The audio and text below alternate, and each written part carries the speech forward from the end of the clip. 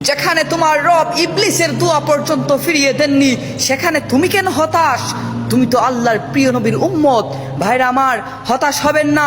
মনে রাখবেন, আল্লাহ তাকেই দিতে দেরি করেন যার চাওয়া তিনি পছন্দ করেন। হে যুবক, অন্তত একবার ভেবে দেখো, যেদিন আল্লাহ কিয়ামতের ময়দানে বলবেন, সেদিন তোমরা আমাকে ভুলে গিয়েছিলে, তাই আজ আমিও তোমাদেরকে ভুলে গেলাম।